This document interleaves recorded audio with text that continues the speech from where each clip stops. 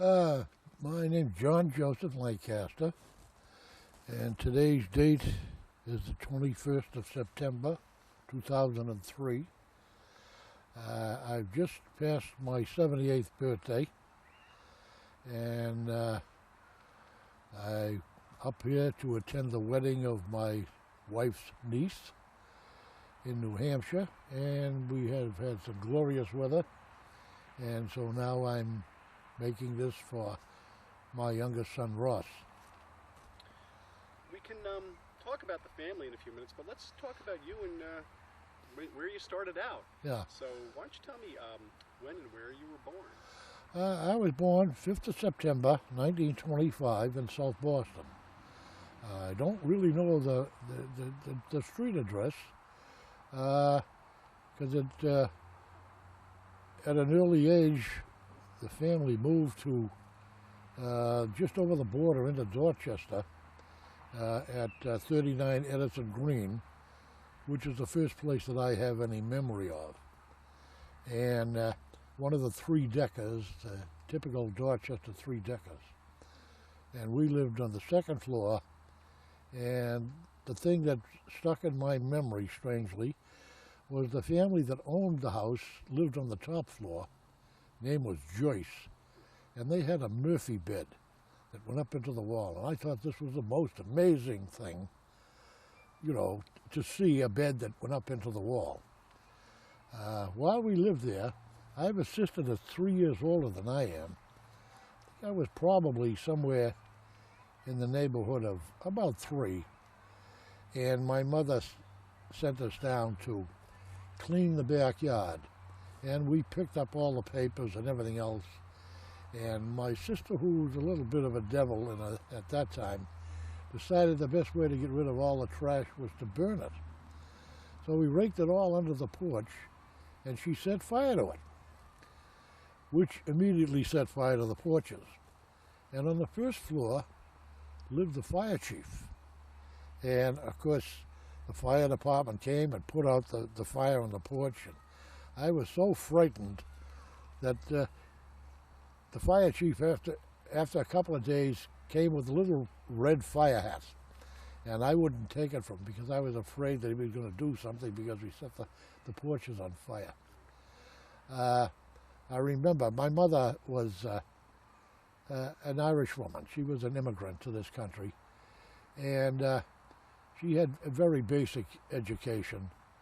And my father was also an immigrant who came to this country in 1912. And they met and married here in this country. And at this time, my father had tuberculosis, and he was hospitalized.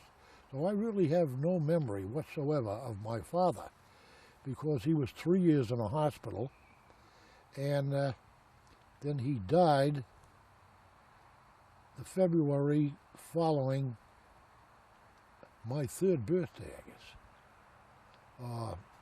Maybe my 2nd, 1929, he died, February. So I really have no memory of my father, only my mother, who raised 3 children by herself. But things were very, very plain with my mother, so to teach us a lesson for the fire, she took and lit a match and held my hand over it. And of course it burnt my hand a little bit, and I pulled it away. And then she did the same thing to my sister, who was a little bit older than I am, and she took and blew the match out. So I learned a quick lesson right then and there that if you're going to get burned, you better blow the match out. Shortly after this, my father, I guess, was still alive and in the hospital, but we moved to Savin Hill section of Dorchester. And the thing I can remember about the move was that a friend of the family, his name was Anthony Griffin, and he was a drayman. He'd be a teamster today. But he had a wagon with 2 large Percheron horses. They're kind of like a Belgian workhorse. And all the furniture was piled on this wagon, and it didn't really have a seat. It had a leather sling with 4 posts in the corners, and we sat up on that. I can remember riding down Dorchester Avenue, sitting up there on the seat beside him and feeling like a big shot. So we moved into this house on Saxon Street, number 7, and it was at the following February. My father died because he was awake from there, but like I say, I have no recollection of ever having seen the man or met the man. Right up in the next block, 3 years later, was the Catholic school, St. William's School, and all 3 children went to that school. And then I know that there was something about school activities, and in that school the only thing they had was the band, and you had to pay 50 cents a lesson to the music teacher. And my mother at that time was on ADC, and I just was talking to my sister who lives down there in Florida, and she said she can remember every other week Mama getting a check for $18. So that was $36 a month to raise 3 children. And I remember that the rent for the apartment we lived in was $30. So $6 didn't go too far. Of course, this is in the early 30s, during the Depression. And it said, what was your school activities? There was no after-school activities. My after-school activity was working in a grocery store from the time I was in the 6th grade. I worked 5 days a week from 3:30 to 6:30, and then on Saturday from 7 in the morning till 7 at night delivering orders, and for which I got the magnificent sum of $7. But of course that went to Mom because she was still trying to feed, 3 kids and clothe them, etc. So as far as after-school activities or playing sports, I never really had much time for them because I had to stoke the furnace when we had coal. During the summertime, in school vacation, there was an A&P warehouse close by, and my sister and I built a big push cart out of a pair of baby carriage wheels, and we used to get down and we would collect old crates that they would discard, and then bring them home and break them up and stack them in the cellar because there was no coal. And the house was a 6-room house with a hot air furnace, and in the wintertime you either heated the whole house or you shut off the rooms and lived in a few. So whatever wood we would collect, we would probably burn by probably the first week in November. Boxwood goes up like paper, and then they close up the house and we would live in the kitchen and a couple of bedrooms. So I never had much chance for organized sports. The only thing that I could do was, upon occasion, we lived by Savin Hill Beach, and in the summertime, on a Sunday or something, when I wasn't working, I could go down to the beach and go swimming. And I had a friend in school whose father had a job. He was the chef at the city hospital. His name was Walter Black. And his father had bought him a little sailboat. And I helped him take and caulk this thing and make it watertight and painted it, etc. with him. And that's where I first started going sailing. I think I was probably about 8 years old. My mother used to beat me because she was afraid of the water. But, say, don't go out that boat. I'd say, okay, Ma, I won't. But I did anyway because I loved to sail. So from that, like I say, I got the love of the water. And I always liked to read and sea stories, adventure stories, exploring, were always my fancy. This is what I enjoyed reading. So let's see now. Can you tell me, you said there were 3 children in your family? There were 3 children in your family? Yeah, 2 girls, older than I, and I was the youngest. And my mother, of God love her. Like I say, she had about probably a third grade education in Ireland. So the only thing that she knew was how to clean and cook and sew. So she used to bake bread, homemade bread, and sell it to the neighbors. Because in those days, there was the Walsh family worked for the fire department. There were the Sullivans, they worked for the police department, and somebody else was the postman. Those are the only ones that had jobs. Everybody else was on the Works Progress Administration at that time. And times were tough. And it was, although things weren't expensive in the store, it was still hard scrabble to get by. So she used to bake the bread and sell it.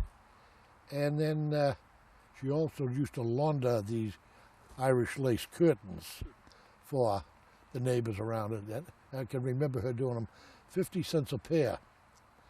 And we had these big old curtain stretchers with all the pins on them. And my sister Kathleen and I that was our job, to put the curtains up on the stretcher, let them dry out the porch, and then bring them in, take them off. And I don't know how many times I stuck those pins into my fingers. But it wasn't an unhappy time, because for whatever else was going wrong, my mother always had a smile or a joke and a lot of love in the house. So I didn't feel disenfranchised or anything else, but her work ethic, I think, kind of got instilled, because, like I say, I started at a very early age, in the 6th grade. I guess I would have been about 11. And I was working every afternoon. And, of course, I had to haul the ashes out of the cellar, bank the furnace, fill the oil jug when we finally were able to buy an oil burner for the kitchen stove, and shovel the sidewalk. Those days you had to shovel the sidewalk. You know, couldn't leave the snow on the sidewalk. So he kept me busy, but I managed to stay out of trouble anyway. So let's see. I'm going to have to make a passing mention of my mother's relatives. When they were first married, my father brought her mother, her 2 brothers and her sister to this country from Ireland, and got them jobs at the Boston Elevated Railway, because that's where he worked at that time. And they both lived in Jamaica Plain in their houses, etc., blah, blah, blah. And never saw too much of them. Never saw them do anything to help my mother. And it kind of turned me against them, to the point where I never had too much association with them. I did when I had to. When we went to a funeral or something and I had to take my grandmother to a funeral, I took her, and that was about it. But I was never close to my mother's relatives, for the reason that I felt that they could have done a little bit more to help her out. So we pass over them, we get rid of them. In the 8th grade, at this Catholic grammar school, I took an examination for Boston College High School for scholarship. And they gave 3 full scholarships and 9 half scholarships. Well, I didn't get one of the 3 full ones, I got the half one. And so my first year of high school, I went to Boston College High School.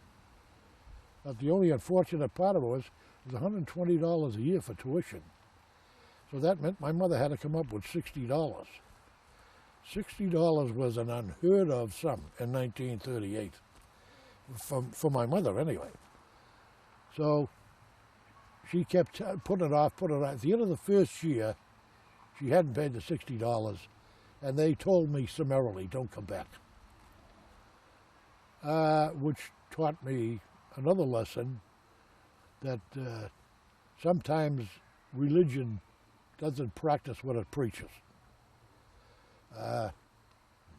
Maybe kind of turned me into an agnostic, I think, because during this same period of time, while I was in grade school, I was an altar boy. My mother insisted I be an altar boy, and follow the teachings of the Catholic Church. And again, I became very disillusioned with what they practiced and what they preached. And seeing firsthand what went on in the priest house, etc., led me to kind of turn away from religion in general. Give me a kind of the golden rule: do unto others as you would have them do unto you. So I made that my rule for the rest of my life. After I was not allowed back, I went to a high school, which was a public high school, which is the easiest one to go to. I had no father figure, nobody to guide me or anything, and I guess I was kind of a little wild. And I went to the High School of Commerce, which was a school that taught bookkeeping, shorthand, and typewriting. And it didn't click with me. I couldn't understand why I should be learning something that secretaries did. So I didn't get along well there, and I spent a lot of time out of school as well as in school. And finally, in the third year, the spring of the third year, I was expelled for the last time, and I was 15 at that time. So, of course, you didn't hang around the house with my mother. So she says, if you're not going to go to school, you have to get a job. So I went to an employment agency somewhere in town, downtown Boston, and I got a job as a dishwasher at a Hood's restaurant, right behind Filene's department store, and advanced to pots and finally to silverware. And I think I stayed there about a month, and I didn't care for that too much. And I got a job in a shoe warehouse as a shipping clerk. And during this period of time, 1941, and of course the rumblings in Europe were going on, but a kid of 16 or 15 doesn't pay that much attention to them. But somebody said, you know, you want to get a good job, why don't you take the civil service entrance exam?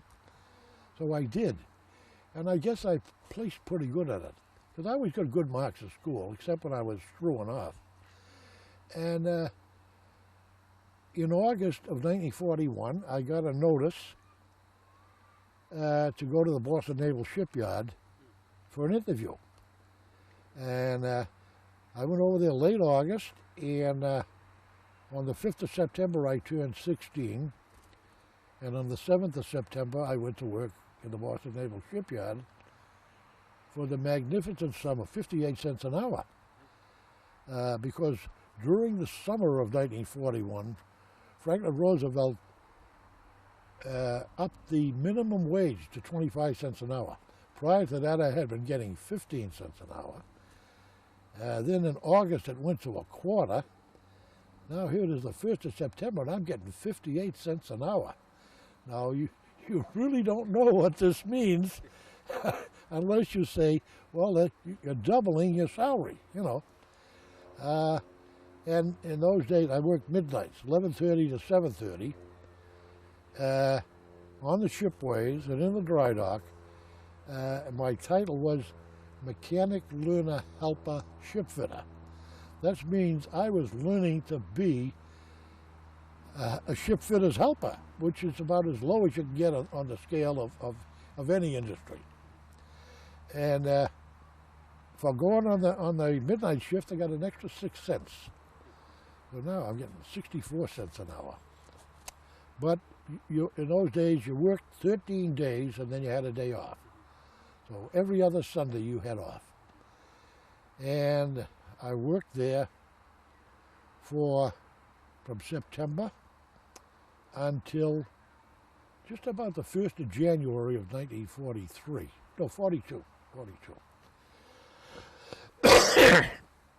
And at that time, there was quite a caste system in the Boston shipyard. At that time, there were a lot of Scotsmen that had come over from the Clyde when the shipbuilding industry died in 1929 in Scotland.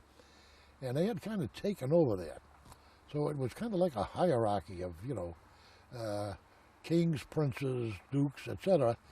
And being a mechanic learner, helper, shipfitter, that's about as low as you can get. But they came out with an edict, and they had the United Way at that time, a United Fund, I don't know what it was called. And in order to get a gold star or something for the shipyard, they dictated that every mechanic had to give 1 day's pay, and the helpers had to give a half a day's pay. Well, if you can realize, my mother has just gotten off the welfare. By this time, my 2 older sisters had married servicemen and moved away. And we still had the same old ice box in the pantry, and I was sick and tired of emptying that ice pan, or if I forgot it leaked all over the floor. And here I am, I'm getting this magnificent sum of 64 cents an hour. I think refrigerators were about $120 or something at that time. So the boss, you got to give a half a day's pay. I said, well, no, I can't afford to do that. I said, because I'm supporting my mother. Now, of course, now she's off this ADC. We're paying rent. We can afford to buy coal now and put it in the cellar to heat the house in the winter. She can go to the store and buy some decent food. And this bozo is telling me I got to donate a half a day's pay. Well, when you're 16 and you're kind of a fresh monkey anyway, I says, well, I'm not going to do it. So he said, well, you're going to have to see the quarterman. They have leading men, quarterman, chief quarterman, and masters. So he said, I said, well, I'll see the quarterman named MacIver.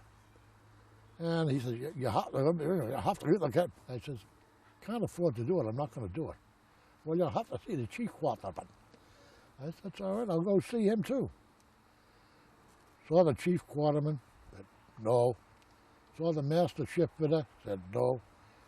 Going to have to see the shipyard commander. And I went up, and there's some Navy captain is telling me that I have to give a half a day's pay. Well, now, I'm Irish, all right? And I'm getting a little bit disturbed with these people. So he said, I said, I can't afford to do this. I said, I'm the sole supporter of my mother. He says, well, do you think you could support her any better if you're in the Army? The threat. I said, I've got to tell you something. I'm too young to go in the Army. Take your job, and you know what you can do with it. So I walked out of the shipyard, gave my badge to the Marine, said, see you later. In those days, you couldn't get a job if you didn't get a release from your previous employer. He said, well, I won't give you a release. I said, you can put that where you put the job, too.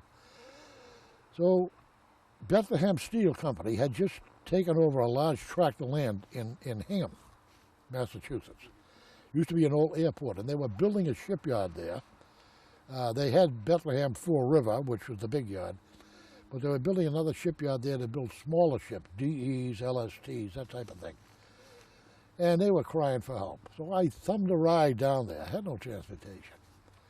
And this was, like I say, maybe the first or second week of January, because that's when they had the United Fund collection. And I walked in, and when I worked night times, some guys that were welders, they would goof off, and the shipfitter would want something tack welded, and I learned to tack weld. And they would want something cut, so I learned to use the acetylene torch. So I walked, I heard they were looking for burners, that's what they call them. And I walked in, and the guy says, you a burner? I says, yeah. You know how to burn it? Said, absolutely, I do. 16 years old, you know everything. So he said, well, hook it up. So I hooked up the bottles, everything, and lit the torch. He says, all right, you're hired. That was it. And I was getting 98 cents an hour. Now, you don't realize, this is like finding a pot of gold, right? Because when you work for Bethlehem Steel, they worked on a cost-plus basis. So for every dollar they spent, they made a dime. And, of course, they were eager to spend money. So I went on the midnight shift again down there, and they used to pay bonuses to the ship fitters, etc., to get the work. So many contract hours, if they got it done sooner than that, they got half the bonus, than the company got half the bonus. But for service people like welders and burners, they gave us a percentage. So for the 98 cents an hour, and I worked 7 days. And with Bethlehem Steel Private Industry, you didn't get time and a half. You got double time on Sunday. I was taking home $128 a week. This is 1942. And, man, I was in Fat City. I bought a suit, bought the refrigerator. I had bought the refrigerator while we were, I was still working at the Navy Yard. I bought a suit, I bought a top coat, I bought shirts. Listen, I was a big fat cat in the area. Oh, let's see, that went on for January to, I think it was about June. And of course you had to get in a carpool to get back and forth. There was no public transportation. So I decided I was going to buy a car. One of the kids up the street had a car. When I was growing up, on my street, there were 2 cars on Saxon Street. There were about 120 houses on the street, only 2 cars. One was a Veli, V-E-L-I-E, never heard of them. And the other one was an Auburn, the Swedish family owned, which was quite a racy car. But I decided I was going to buy a car. So I bought my first car, got my license that day, went and bought the car, registered it, and went to the ration board and got my C card because I was a defense worker, and went to work on the afternoon shift all the same day. But it was a 1940 Chevrolet. And I bought it from Roby, R.S. Roby, who was the predecessor of Hertz. And they had a car rental agency in Park Square. And I remember I paid $595 for it. Had 14,000 miles on it. You know, amazing. You know, that when you go back and think of these things. So then I formed my own carpool, and to keep my C card, because otherwise you got 3 gallons a month or something. I don't know what it was. But with the C book, you got enough to go back and forth to work and a little bit extra. And I worked there until, well, then I turned 18, 43. Stop there for a second. There's pop tapes here. Is it okay if I smoke? Sure. Excuse me. And if we could just pick up with your carpool. Okay. Of course, the Industrial Relations Department in the shipyard would assign people to ride in your carpool. And one of the people that they assigned was a fellow by the name of Bill Garvey, who lived in the Neponset area of Boston, which I would pass by on my way to the shipyard, and so I was assigned to pick him up. As it turned out, he was the first cousin of a girl who lived on the next street to me in Savin Hill, by the name of Mary Connell. Through Billy, I got to get acquainted with this Mary Cornell, who was a very, very pretty girl. She's 3 years my junior and went to the same grade school, but when you're 12 years old and somebody's 9, you know, they're nothing. But when you're 17 and they're 14, it makes a difference. So anyway, I started dating her off and on. We used to go roller skating, because there was a roller skating rink on my way to work, and if I got